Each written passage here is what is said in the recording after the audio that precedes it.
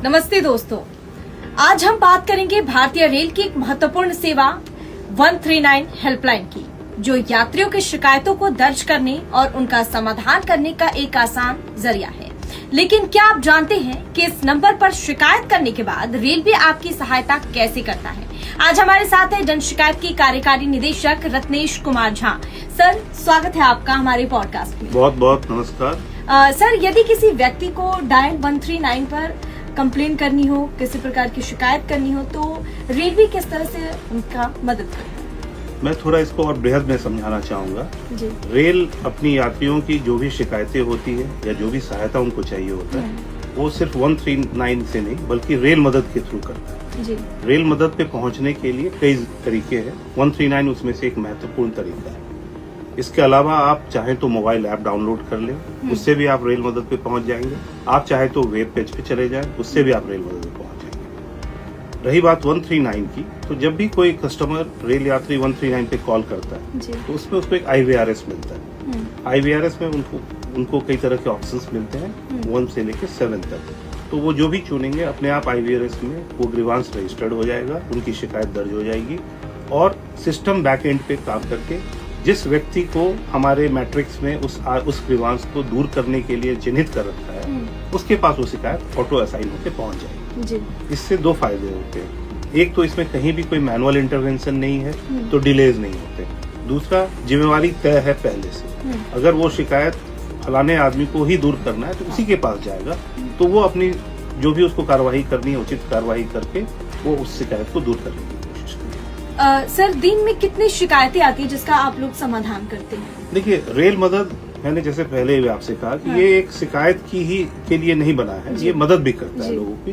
तो अमूमन दिन में हमारे पास 8 से 10 हजार के बीच में लोग आते हैं रेल मदद पे, और इसमें कई लोग हैं जिनकी शिकायतें भी होती हैं।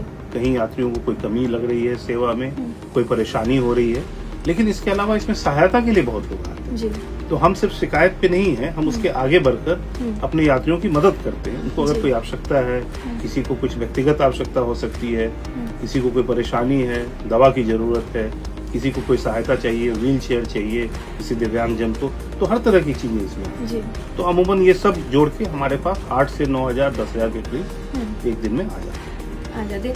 सर, किसी भी यात्री की समस्याओं को सुनने के बाद उन्हें किस तरह से सहायता दिया जाता है, किस तरीके से उनकी मदद करते हैं? इसको मैं एक उदाहरण से आपको समझाना चाहूंगा। जैसे कल की ही बात ले लें, एक यात्री हमारे ट्रेन में सफर कर रहे थे और उनके कोच में गंदगी थी, तो उन्होंने एक शिकायत दर्ज की कि मेरे कोच को क्लीन किया जाए। अच्छा। अब आप इसको शिकायत कहें या सहायता कहें, तो ये जैसे ही ये शिकायत हमारे पास पहुंची, मैं आपको समय के साथ बता सकता हूँ कि वो श्रीमान 13186 है ट्रेन नंबर, जो कि जयनगर बिहार में एक शहर है, वहां से सियालदा के लिए चलती है। उस ट्रेन में वो स्लीपर क्लास में S2 के 3 नंबर बर्थ पे बैठे। अच्छा। तो जैसे ही उन्होंने अपनी शिकायत दर्ज की, उनके PNR से बिना उनसे पूछे हमें ये समझ में आ गया कि वो किस ट्रेन के किस डब्बे के किस बर्थ पे बैठे। तो जैसे ही ये शिकायत आई, उस ट्रेन के उस डब्बे के लिए जो भी सफाई कर्मचारी मनोनीत है, उनके सुपरवाइजर के फोन पे भी एक मैसेज गया कि आपको ये काम करना है, इसको ठीक करना है।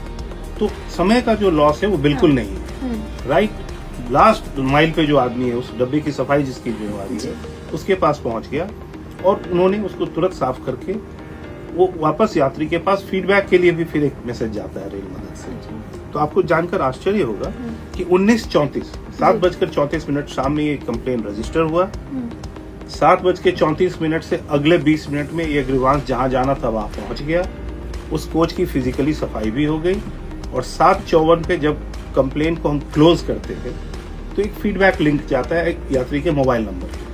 तो उन्होंने उसमें अपना फीडबैक भी दिया, धन्यवाद भारतीय रेल, और हमें 5 स्टार की जो कि हाईएस्ट होती है उसकी रेटिंग भी मिली। तो इस तरह से त्वरित कार्रवाई कर बिल्कुल विश्वसनीयता के साथ हम रेल यात्री की मदद कर रहे हैं और उनके जो भी परेशानी है उसको दूर कर रहे हैं। सर, महिलाएं और जो दिव्यांग यात्री होते हैं उन्हें किस तरह से सहायता प्रदान की जाती है?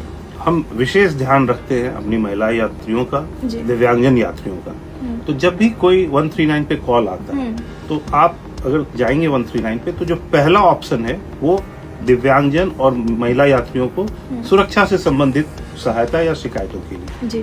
तो अगर आप 1 प्रेस करेंगे मुश्किल से 5 से 10 सेकंड के अंदर वो कॉल जो है एक ऑपरेटर से कनेक्ट हो जाता है। और फिर जैसे ही उस ऑपरेटर ने सब डिटेल समझ में आ गई, उसने नोट कर लिया, वो ऑटोमेटिकली फिर से रेल मदद में फीड होता है और वो वापस, जैसे मैंने अभी प्रक्रिया बताई थी, ऑटो असाइन होकर जिस जगह पे जिस आदमी को जाना है वहां तक पहुंच जाता है और त्वरित कार्रवाई की जाती है। सर, अब कई लोग होते हैं, उनके मन में कई सवाल होते हैं कि मतलब किस भाषा में हम सवाल कर सकते हैं या फिर कंप्लेन कर सकते हैं, तो सर कितनी भाषाओं में उनकी शिकायतें सुनी जाती हैं?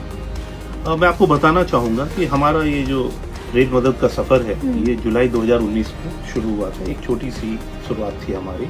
तो शुरुआत में हम इसमें हिंदी और इंग्लिश 2 भाषाओं में लेके चल रहे हैं। लेकिन मैं आपको हर्ष के साथ ये सूचित करना चाहता हूँ, आप सभी को आपके माध्यम से बताना भी चाहता हूँ कि आज के दिन में रेल मदद में आप, चाहे वो 139 हो, चाहे अन्यथा भी 13 भाषाओं के साथ आप इसमें संपर्क कर सकते हैं। इसमें भारत की सभी प्रमुख भाषाएं शामिल हैं। इसमें चाहे वो दक्षिण की हो, चाहे वो उत्तर की हो, चाहे वो पूरब की हो, पश्चिम की हो, यदा, बांग्ला, असमिया, उड़िया।